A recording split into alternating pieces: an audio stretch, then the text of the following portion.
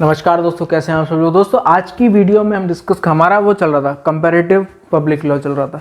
आज की वीडियो में हम देखेंगे सिटीजनशिप क्या होता है, और सिटीजनशिप में अगर हम डिस्कस करें सिटीजनशिप कैसे कैसे सिटीजनशिप मिलती है, क्या क्राइटेरिया है, हमारा क्या क्राइटेरिया है, सब देखेंगे। एनआरसी और एनपीआर इस वीडियो में डिस्कस, क्योंकि हम सिर्फ सिटीजनशिप देखेंगे अभी। तो जितने भी सिटीजनशिप के कानून हैं, जो भी कॉन्स्टिट्यूशन में प्रोविजन है, वो हम देखेंगे इसमें। तो सिटीजनशिप, सबसे पहले तो हम ये देख ले सिटीजनशिप मिलती किसको है, किसी आदमी को, पर्सन को। तो पर्सन कौन कौन होते हैं, पर्सन मतलब क्या। अब पर्सन मतलब एक आदमी, इंसान है, तो क्या है, या तो वो सिटीजन होगा, सिटीजन है, ठीक है। एक आदमी अगर एलियन है या फॉरेनर है, एलियन या फॉरेनर का क्या मतलब है, लीगल फॉरेनर,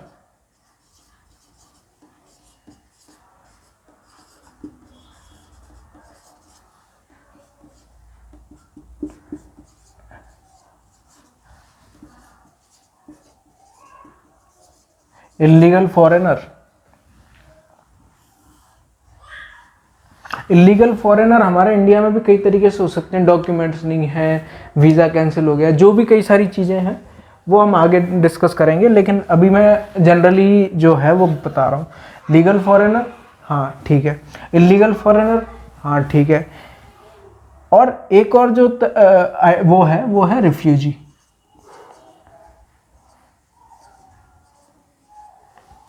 अब रिफ्यूजी का क्या है ना, कि पूरे यूएन में भी और हर बहुत सारी कंट्रीज़ में वो कन्वेंशन है, डॉक्यूमेंट है, वो सारी कंट्रीज़ ने साइन किया है कि रिफ्यूजी, इन लोगों को हम रिफ्यूजी मानेंगे।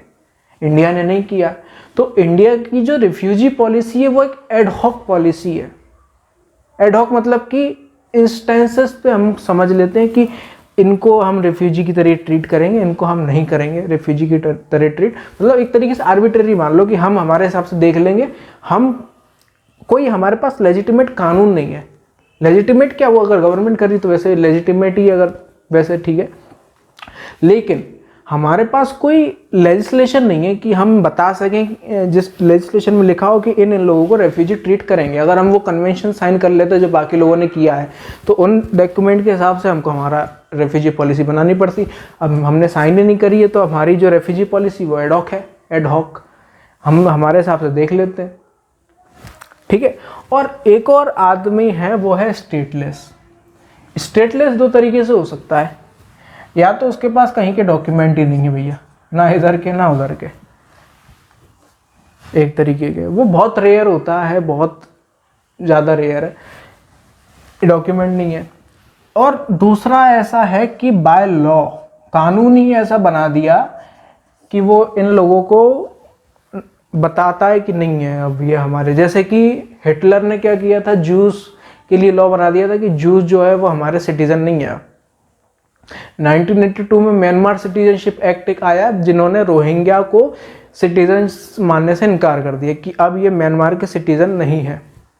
तो बाय लॉ, तो अब आदमी अगर यहाँ का नहीं है, जैसे मान के चलिए कि मैं हूँ, मैं इंडिया का हूँ। अब इंडिया एक लॉ लेके आती है कि बोलती है कि हिंदुओं को हम सिटीजन नहीं मानेंगे, तो मैं इंडिया का तो सिटीजन फिर रहा नहीं, और किसी स्टेट और किसी कंट्री का भी नहीं हूँ मैं तो फिर सिटीजन, क्योंकि अभी तक तो मैं इंडिया का था, इंडिया वालों ने मना कर दिया, तो फिर मैं तो स्टेटलेस हो गया, किसी कहीं का सिटीजन ही नहीं हूँ मैं तो फिर।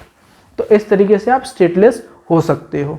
अब हम देखते हैं कॉन्स्टिट्यूशन में क्या प्रोविजन थे, क्या प्रोविजन है सिटीजन्स को लेके, सिटीजनशिप को लेके। अब देखते हैं हम लोग कॉन्स्टिट्यूशन में क्या क्या प्रोविजन है। तो सबसे पहले तो पार्ट 2 ऑफ द कॉन्स्टिट्यूशन में बताया हुआ है कि क्या प्रोविजंस है, आर्टिकल 5 से लेकर के 11 के, ठीक है। तो 5 से लेकर 8 के आर्टिकल्स क्या बात करते हैं। आर्टिकल 5 तो बात करता है कि उन लोगों को हम सिटीजनशिप देंगे जो कि बाय डोमिसाइल भारत में ही रह रहे हैं, भारत का डोमिसाइल है, उनको हम सिटीजनशिप देंगे। आर्टिकल 6 बात करता है कि ऐसे लोग जो कि पाकिस्तान के थे, पाकिस्तान में रहते थे, पहले पार्टीशन नहीं हुआ था, पहले 1947 में आज़ादी मिली, उसके पहले क्या मालूम था पाकिस्तान क्या है, इंडिया क्या है। पाकिस्तान तो बाद में बना है। तो जो रीज़न है पाकिस्तान वाला, पाकिस्तान के लोग जो भारत में आ रहे हैं, ठीक है, कट आउट डेट थी, तो उन लोगों को जो इंडिया में आ गए हैं उनको हम सिटीजनशिप देंगे। अब आर्टिकल 7 क्या बात करता है, ऐसे लोग जो कि पहले इंडियन थे, मतलब इंडिया के रीजन में रहते थे, उनको सुनने में आया कि पाकिस्तान बन रहा है तो पाकिस्तान चले गए, ठीक है। अब पाकिस्तान में आ गए वो, फिर पाकिस्तान में आने के बाद उनको ऐसा लगा कि यार ये तो मैंने गलती कर दी, इंडिया ही सही था, तो वो लोग वापस इंडिया में आ गए। तो ऐसे लोगों के लिए आर्टिकल 7 है कि उन लोगों को भी हम सिटीजनशिप देंगे। आर्टिकल 8 बात करता है कि वो लोग जो कि मूल भारतीय हैं लेकिन अभी विदेश में रह रहे हैं, जैसे मान के चलिए कि उनके पेरेंट्स या ग्रैंड पेरेंट्स भारत के ही थे, भारत में ही जन्मे थे, लेकिन अब वो विदेशी हो चुके हैं, विदेश में रह रहे हैं, तो फॉरेन में रह रहे हैं, तो उन लोगों को भी हम सिटीजनशिप देंगे। आर्टिकल 9 से लेकर 11 क्या बात करता है। अब 9 जो बात करता है वो बोलता है कि 2 कंट्रीज की सिटीजनशिप आपको नहीं मिलेगी। अगर आप भारत की सिटीजन हो, आपने किसी और कंट्री की सिटीजनशिप एक्वायर करी है, तो भारत की सिटीजनशिप ऑटोमेटिकली कैंसिल हो जाएगी। No to citizenship. आर्टिकल 10 क्या बात करता है, गारंटी। आप सिटीजन हो तो आप सिटीजन रहोगे, गारंटी दे रहे हैं हम आपको, कोई दिक्कत नहीं आएगी, सिटीजन की तरह ट्रीट करेंगे आपको। मैं आपको रफ आइडिया दे रहा हूँ क्योंकि ये सब जो चीज़ें हैं वो हम कॉन्स्टिट्यूशन में वैसे ही पढ़ चुके हैं। हम सिटीजनशिप ओवरऑल टॉपिक को समझ रहे हैं कि सिटीजनशिप के लिए ओवरऑल क्या था, तो सिर्फ कॉन्स्टिट्यूशनल प्रोविजन नहीं है। सिटीजनशिप के लिए कई सारे एक्ट आए हैं और वो एक्ट को आर्टिकल 11 में पार्लियामेंट के पास पावर है कि वो पार्लियामेंट जो है वो सिटीजनशिप से रिलेटेड कानून बना सकती है। वो आर्टिकल 11 लॉ की पावर आर्टिकल 11 में पार्लियामेंट को दी हुई है। तो ये तो था कॉन्स्टिट्यूशन प्रोविजन।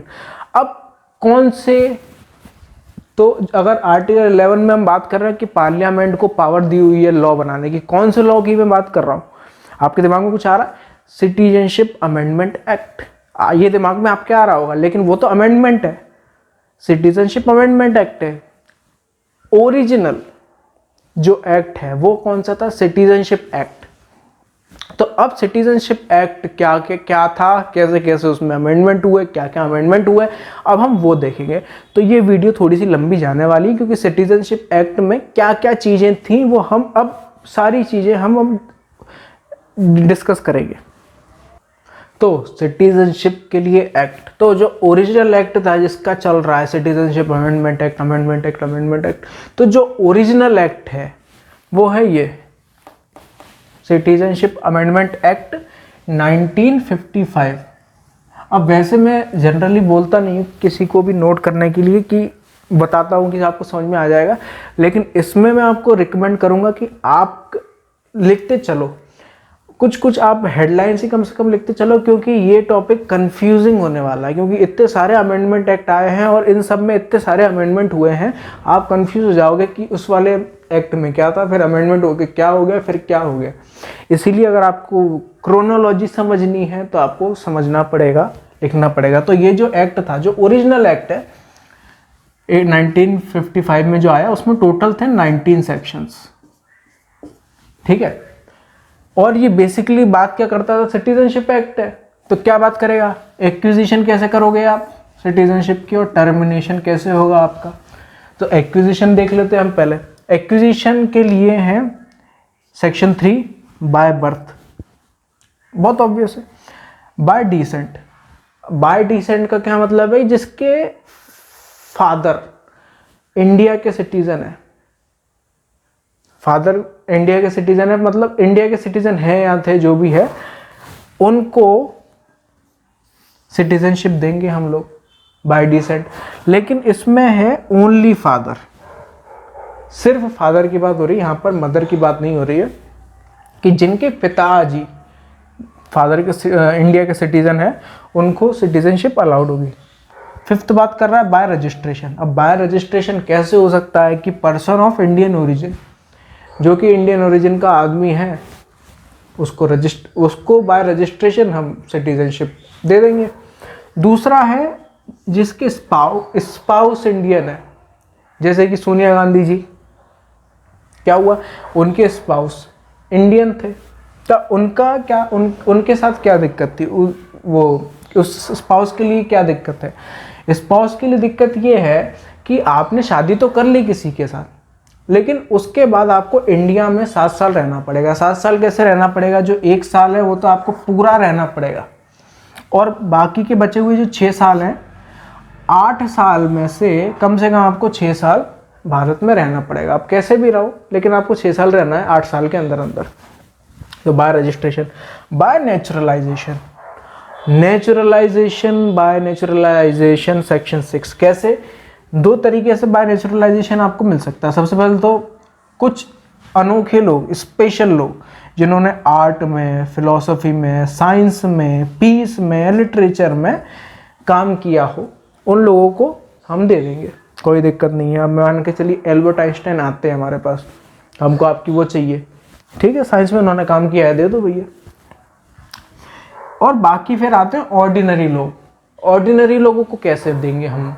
तो ऑर्डिनरी लोगों के लिए कंडीशन है कि या तो वो जॉब कर रहे हो, कुछ लोग हैं जो जॉब कर रहे हैं, अब उनको वो जॉब कर रहे हैं और उनको लगभग 12 साल मिनिमम उनको रहना पड़ेगा इंडिया में।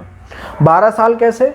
1 साल तो रहना ही रहना है, और बाकी जो 1 साल है, 14 सालों में से, पिछले 14 साल में से, उसमें से कम 11 साल आप रहे हो। 14 सालों में से 11 साल, आप वो कैसे भी आप रह रहे हो, जो भी है, तो उससे आप बाय नेचुरलाइजेशन आप कर सकते हो थ्रू इनकॉर्पोरेशन ऑफ टेरिटरी। कि मान के चलिए, अब हम मान के नेपाल अगर जुड़ता है हमसे, तो उनके जो लोग हैं उस टेरिटरी में जो रह रहे हैं उनको दे दी जाएगी सेक्शन से। बहुत सीधा साधा है।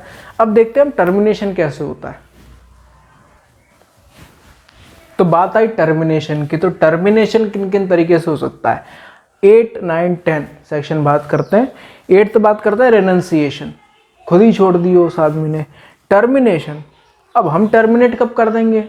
कि जब उस आदमी ने खुद ही दूसरी सिटीजनशिप किसी और कंट्री के कर ली हो, तब हम उसकी सिटीजनशिप टर्मिनेट कर देंगे। डेप्रीवेशन का क्या मतलब है? अब डेप्रीवेशन कब हो सकता है? डेप्रीवेशन हो सकता है कि जो सिटीजन है, भारत के पहले से जो सिटीजन है,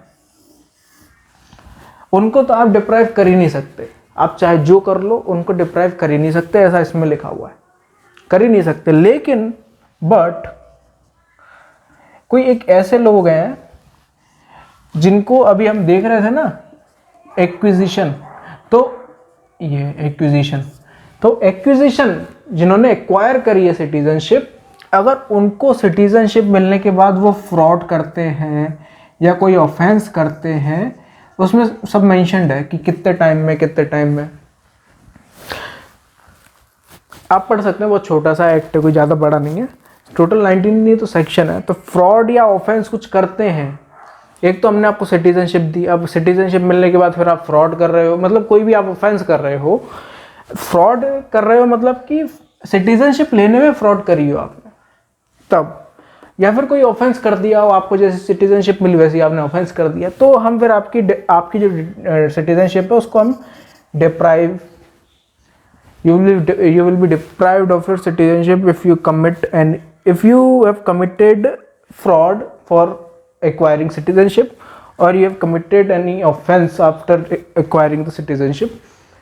तो ये तो बात करता है ये deprivation।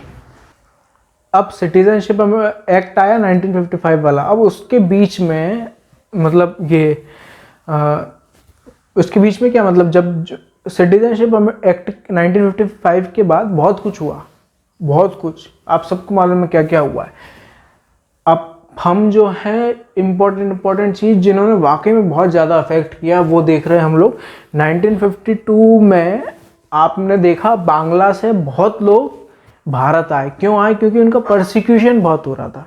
क्यों हो रहा था? अब देखो आप, हुआ क्या था, पाकिस्तान बना तो पाकिस्तान में जो मोहम्मद अली जिन्ना थे दो पाकिस्तान थे, पहले तो ये जो ओरिजिनल पाकिस्तान है और ईस्ट पाकिस्तान जो अभी वो है बांग्लादेश। अब क्या हुआ, भाषा सबकी अलग अलग थी।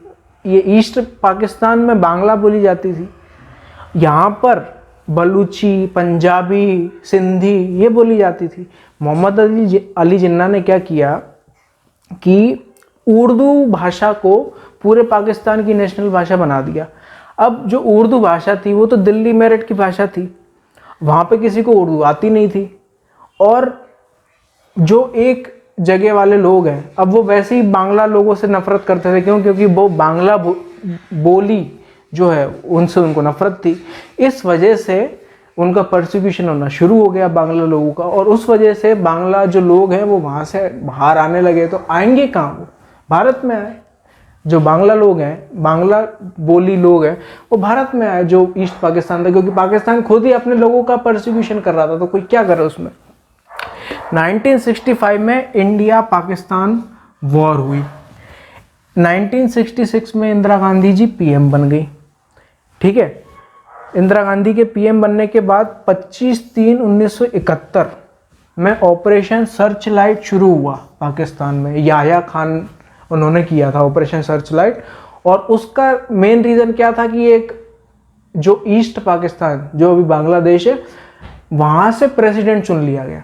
मतलब प्रेसिडेंट के इलेक्शन होते हैं ना, तो ईस्ट पाकिस्तान से एक ईस्ट पाकिस्तानी जो बांग्लादेश का पार्ट है उसको वो इलेक्ट हो गया प्रेसिडेंट के लिए। अब पूरे पाकिस्तान में गुस्सा ही गुस्सा कि एक बांग्ला आदमी हम पे रूल करेगा, बांग्ला आदमी रूल करेगा।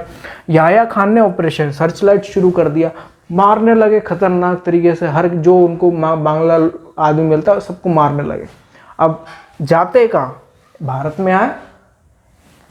16/12/1971 में इंदिरा गांधी ने बांग्लादेश को आज़ाद करवा दिया। ये हुआ। अब आसाम अकॉर्ड बहुत इंपॉर्टेंट है। अगर हमको अगला जो हमारा सिटीजनशिप अमेंडमेंट एक्ट जो अभी आया है वो समझने के लिए आसाम अकॉर्ड बहुत ज़रूरी है। क्यों? आसाम अकॉर्ड 1985 हुआ जो राजीव गांधी ने किया था। उसमें क्या हुआ, क्लॉज 5 है आसाम अकॉर्ड का 1985 का। अब उसमें क्या हुआ, उसका एक पॉइंट ये बोलता था कि वो लोग जो कि एक 1966 से पहले, मतलब कि इंदिरा गांधी जब पीएम बनी उससे पहले भारत में आ गए, ठीक है, और वो लोग जिनका 1967 के इलेक्टोरल रोल में नाम है, उन दोनों लोगों को हम सिटीजनशिप प्रोवाइड कर देंगे, कोई दिक्कत नहीं है। ठीक है। दूसरा पॉइंट क्या बोलता था कि वो लोग जो इंदिरा गांधी के पीएम बनने के बाद आए, यहाँ पे क्या पहले आ गए, वो लोग जो बाद में आए हैं लेकिन ऑपरेशन सर्च लाइट शुरू होने से पहले आ गए, ऑपरेशन सर्च लाइट शुरू होने से पहले आ गए, मतलब इंदिरा गांधी के बनने के बाद और सर्च लाइट के बीच में जो लोग आए हैं उनको भी हम सिटीजन बनाएंगे। लेकिन कैसे बनाएंगे कि सबसे पहले तो उनका वो जो लोग हैं जो इस बीच में आए उनका तो सबसे पहले हम लोग फॉरेनर्स रजिस्ट्रेशन एक्ट 1936 में हम सबसे पहले उनका रजिस्ट्रेशन करवाएंगे। रजिस्ट्रेशन करवाने के बाद उनको हम सिटीजन मान लेंगे, लेकिन उनको 10 सालों के लिए वोटिंग का राइट नहीं देंगे। 10 सालों के लिए वोटिंग का राइट नहीं देंगे, 10 सालों के बाद दे देंगे हम, उसके बाद दिक्कत नहीं, 10 सालों के लिए हम उनको वो नहीं देंगे। ये दूसरे पॉइंट में बोला। तीसरे पॉइंट में ये बोला कि जो ऑपरेशन सर्च लाइट के बाद आए हैं, ऑपरेशन सर्च लाइट के बाद जो आए हैं उन लोगों को डिटेन करेंगे, डिलीट करेंगे और डिपोर्ट करेंगे हमारे देश से पूरी तरीके से, जहाँ जहाँ पे भी नाम है कि ये हमारे सिटीजन नहीं है। अब आप सोचो ऑपरेशन सर्च लाइट शुरू होने के बाद कितने लोग आए होंगे, तो हम कितने लोगों को सिटीजनशिप दे पाएंगे। भैया हमारी भी प्रॉब्लम थी उस टाइम पर, हम भी इकोनॉमिक कंडीशन से जूझ रहे थे, कैसे संभाल लेते हैं। लेकिन ऐसा नहीं कि हमने ऐसे ही छोड़ दिया उनको। बांग्लादेश के साथ हमारी जो बांग्लादेश हमने बांग्लादेश बनाया था, हमने मतलब इंदिरा गांधी जी की मदद से जो बांग्लादेश बना था, तो उस टाइम पर जो बांग्लादेश के रूलर थे उनसे हमारी एक तरीके का एग्रीमेंट हुआ था कि जितने भी लोग यहाँ से यहाँ आए हैं आप उनको एक्सेप्ट करेंगे। तो उन्होंने एक्सेप्ट किया इन लोगों को,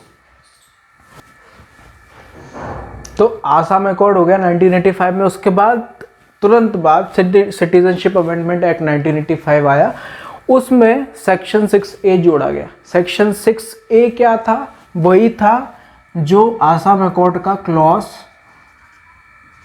5 था, वही सेम टू सेम इसमें आ गया सेक्शन 6 में। क्या था सेक्शन 6? क्या था? नेचुरलाइजेशन। सेक्शन 6A क्या हो गया? वही क्लॉज 5 जो आसाम अकॉर्ड में हुआ, वही सेम टू सेम उठा के इसमें डाल दिया।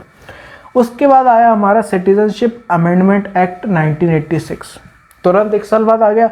इसमें क्या हुआ? सेक्शन 3 क्या बात करता था कि बाय बर्थ जो होगा, ठीक है।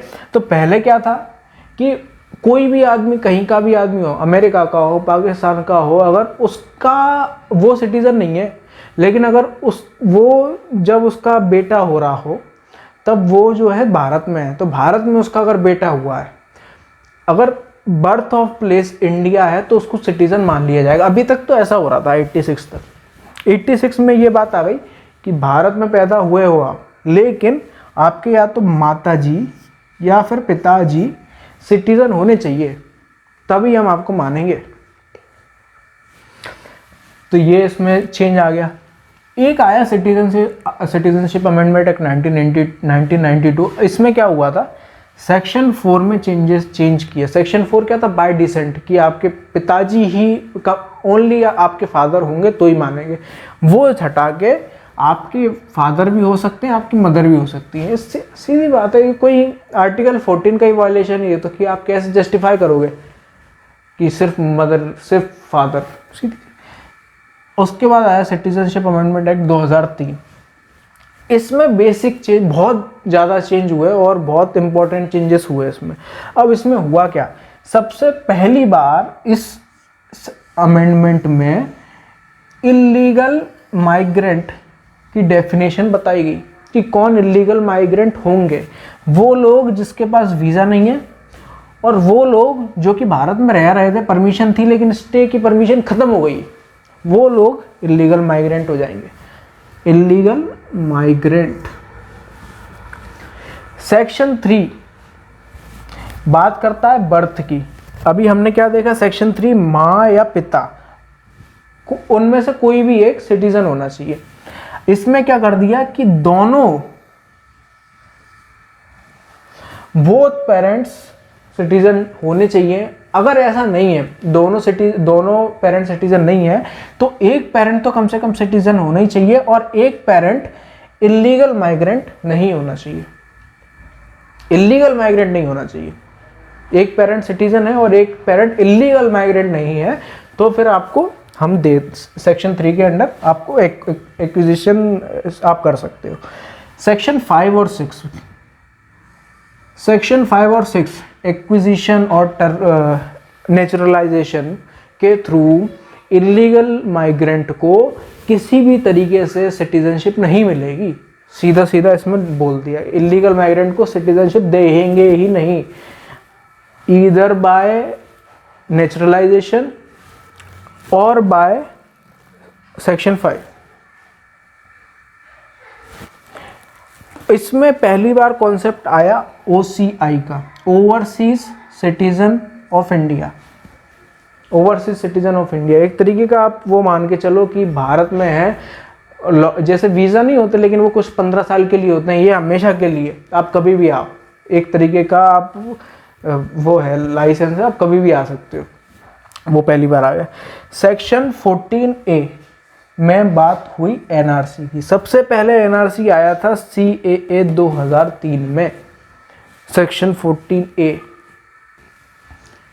उसके बाद वो आया जिसके ऊपर सबसे ज़्यादा बवाल हुआ है, CAA 2019। क्या था? Citizenship amendment act 2019। सिटीजनशिप के लिए जैसा कि हम देख चुके हैं, पहली बार कोई कानून नहीं आया ना, पहली बार कोई अमेंडमेंट, बहुत सारे अमेंडमेंट हो चुके हैं, और लेकिन बवाल इस बार हो रहा है क्योंकि इससे पहले इतना ज़्यादा कोई बवाल हुआ नहीं है। लेकिन ठीक है, तो हम देखते हैं इसमें क्या बोला गया था। इसमें 3 चीज़ें बोली गई थी। क्या बोली गई थी?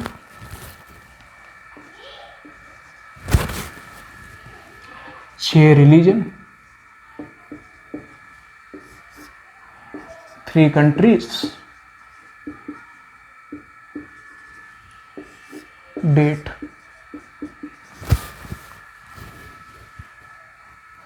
छह रिलीजन कौन कौन से? हिंदू, सिख, बौद्ध, जैन, क्रिश्चियन, पारसी। ये 6 religion. 3 countries, Afghanistan, Pakistan, Bangladesh. Date 31/12/2014।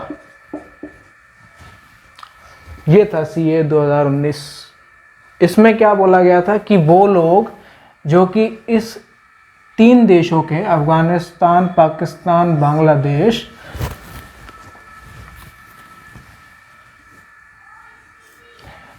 ये अफगानिस्तान, पाकिस्तान, बांग्लादेश के इन 6 रिलीजन्स में से कोई एक है और वो भारत में 31/12/2014 से पहले आ चुके हैं। ऐसा नहीं कि कुछ इनविटेशन दे रहे थे, जो लोग आ चुके हैं तो उनका क्या करेंगे? उनको सिटीजनशिप देंगे। लेकिन ये 3 कंडीशंस हैं जिसको आपको फुलफिल करना पड़ेगा, ये वाली कंडीशंस। अब साथ ही साथ और चीज़ें क्या थी? और चीज़ क्या बोल दी थी?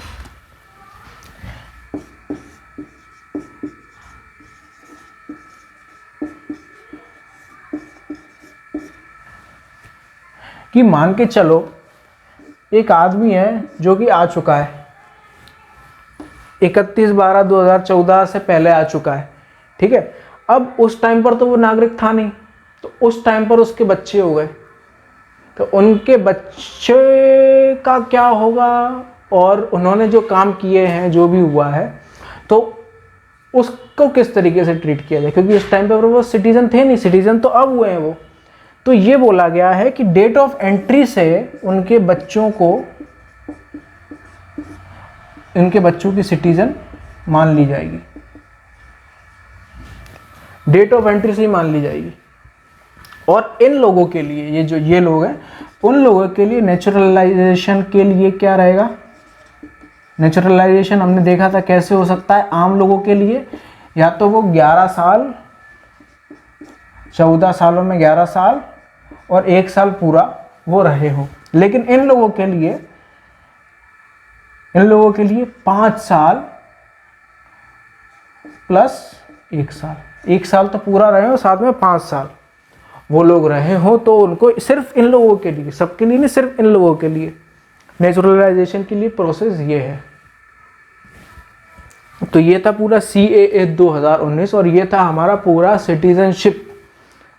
क्या है सिटीजनशिप, कैसे हुआ, क्या नहीं हुआ सिटीजनशिप। हमारे उसमें तो एक ही है, US में तो डुअल सिटीजनशिप है। तो ये था पूरा सिटीजनशिप हमारा टॉपिक। उम्मीद करता हूँ आपको समझ में आया होगा। हम फिर मिलेंगे किसी नई वीडियो के साथ, तब तक के लिए थैंक यू वेरी मच।